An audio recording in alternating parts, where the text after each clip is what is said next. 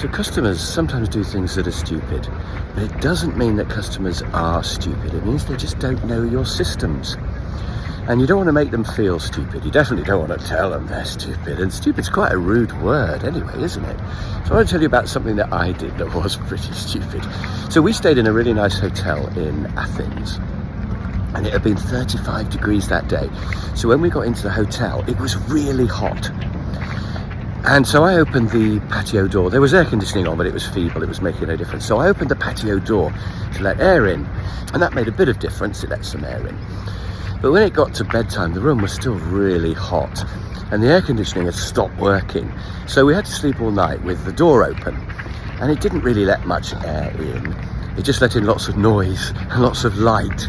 So I didn't sleep very well at all. In fact, I had to do this conference talking about customer service the next day, and I hadn't had a lot of sleep, which was annoying. Anyway, in the morning, I discovered why the air conditioning had stopped working, and it's because if you open the patio door, the air conditioning switches off, which is great. It's a good system. You don't want people to have aircon on, do you, when they've got their door open? That would be stupid. So I didn't realise that. Now, I had thought about phoning down to reception and saying my air conditioning's blown a fuse, but it was midnight and I didn't want a man to come up with a screwdriver and start pulling wires out, and I wasn't wearing very much, etc. So I didn't do that.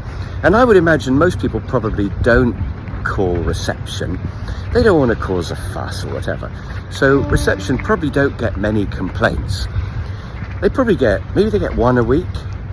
People saying the air conditioning's broken, and they go, no, it's your door. But one a week, you can multiply by 20 to find out how many people really have that problem. So that probably means 20 people a week. That's 5 people a day are having this problem, thinking the aircon doesn't work and sleeping all night in a really hot room. 5 people a day.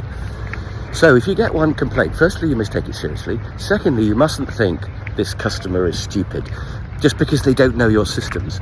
And thirdly, you need to improve your system so the problem doesn't happen.